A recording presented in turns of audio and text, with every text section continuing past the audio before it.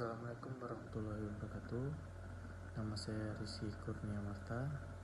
Saya mahasiswa di Universitas Islam Indragiri, Fakultas Hukum, Prodi Ilmu Hukum. Baiklah, di sini saya akan mempresentasikan hasil dari PowerPoint saya tentang fogging atau percobaan tindak pidana.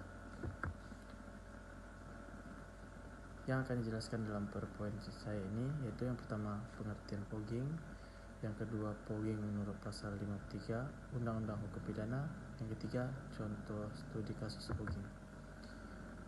Pengertian fogging. Berdasarkan memori Van Dodge Richting disebutkan bahwa fogging merupakan suatu kehendak seseorang untuk melakukan tindak pidana yang telah nampak terwujud dengan permulaan pelaksanaan tapi belum selesai.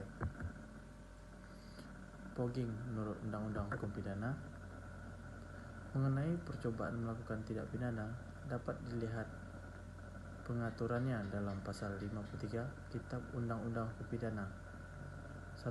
Mencoba melakukan kejahatan pidana jika niat untuk itu telah ternyata dan adanya permulaan pelaksanaan dan tidak selesainya pelaksanaan itu, bukan semata-mata disebabkan karena kehendaknya sendiri. 2. Maksimum pidana pokok terhadap kejahatan dalam hal percobaan dikurangi sepertiga. 3. Jika kejahatan diancam dengan pidana mati atau pidana penjara seumur hidup, dijatuhkan pidana penjara paling lama 15 tahun. 4. Pidana tambahan bagi percobaan sama dengan kejahatan.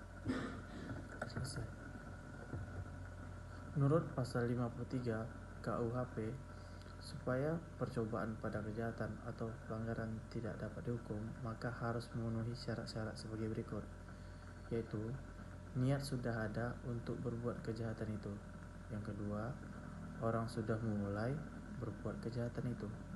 Yang ketiga, perbuatan kejahatan itu tidak jadi sampai selesai oleh karena terhalang oleh sebab-sebab yang timbul kemudian, tidak terletak dalam kemauan penjahat itu sendiri. Apabila orang berniat akan berbuat kejahatan dan ia telah mulai melakukan kejahatannya itu, akan tetapi karena timbul rasa menyesal dalam hati, ia mengurungkan perbuatannya sehingga kejahatan tidak sampai selesai, maka ia tidak dapat dihukum atas percobaan pada kejahatan itu oleh karena tidak jadinya kejahatan itu atas kemauannya sendiri. Lebih lanjut, R. Susilo menjelaskan syarat selanjutnya adalah bahwa kejahatan itu sudah mulai dilakukan, artinya orang harus sudah mulai dengan melakukan perbuatan pelaksanaan pada kejahatan itu. Contoh kasus pada kasus fogging ini seperti Banu bermaksud mencuri televisi di rumah Uban. Untuk melaksanakan niatnya, Banu membongkar dan merusak jendela rumah Uban.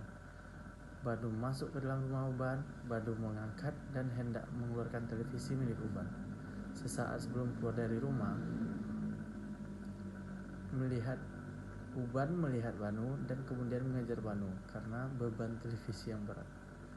Banu lalu meletakkan televisi tersebut dan melarikan diri. Kasus di atas merupakan contoh fogging atau percobaan tindak pidana. Ketiga unsur sebagai syarat fogging sudah terpenuhi, di mana niat ada dan niat tersebut telah dilaksanakan serta perbuatan tersebut tidak selesai karena adanya faktor lain dari luar diri si pelaku. Sanksi terhadap percobaan diatur dalam pasal 53 ayat 2, 3 KUHP, yaitu ayat 2, maksimal hukuman pokok atas kejahatan dalam hal percobaan dikurangi dengan sepertiga.